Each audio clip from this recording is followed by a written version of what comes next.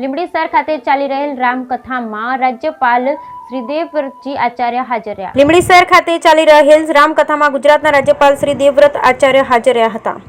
લીંબડી નિંબાર્ક પીઠ મોટા મંદિર દ્વારા લીંબડી સુરેન્દ્રનગર હાઈવે પર આવેલ શ્રદ્ધા હાઈસ્કૂલની બાજુમાં આવેલ ખેતરમાં મોરારી બાપુની રામકથા બેસી છે. ત્યારે પ્રામાણિક શિસ્ત નિયમિતતા માટે પ્રજામાં જાણીતા એવા આપણા રાજ્યપાલ શ્રી દેવવ્રત આચાર્યજીની ખાસ ઉપસ્થિતિ રહી. ત્યારે કાયદો અને વ્યવસ્થા જળવાઈ રહે તે માટે હાઈવે પર તેમજ રામકથા સ્થળ પર પોલીસનો કાફલો જોવા મળ્યો.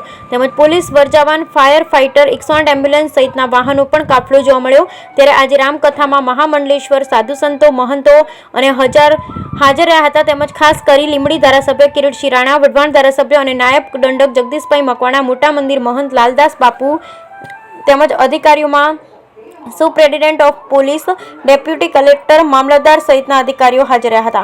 ત્યારે રામકથામાં રાજ્યપાલ શ્રી દેવવ્રત આચાર્ય દ્વારા ખેડૂતોને ખેતી વિષયક માહિતી સાથે ગૌ માતાની વિષયક સંપૂર્ણ માહિતી આપવામાં આવી. પ્રાકૃતિક ખેતીથી કૃષિ પેદાશોમાં ઘટાડો નહીં પણ ઉત્તરોત્તર વધારો અને ખર્ચાળમાં ઘટાડો થાય છે. રાસાયણિક ખેતીને લીધે દેશભરમાં ઓર્ગેનિક કાર્બનનું પ્રમાણ 0.5 થી નીચે આવી ગયું હોય. જમીનની પુનઃ વધુ કાર્યક્ષમ બનાવવા પ્રાકૃતિક ખેતી એકમાત્ર વિકલ્પ હોવાનું રાજ્યપાલે જણાવ્યું હતું. આ રામકથામાં હજારોની સંખ્યામાં લીંબડી શહેર તેમજ ગ્રામ્ય વિસ્તારોમાંથી હજારોની સંખ્યામાં હરિભક્તો હાજર રહ્યા હતા. ત્યારે ગુજરાત રાજ્યપાલ શ્રી દેવવ્રત આચાર્યનું વક્તવ્ય પૂરું થયા બાદ રાષ્ટ્રગીત ગવાયું હતું. ત્યારબાદ રાજ્યપાલ શ્રી દેવવ્રત આચાર્ય જવા રવાના થયા હતા. Bureau report Vallabhbhai Rathod, Limbdi.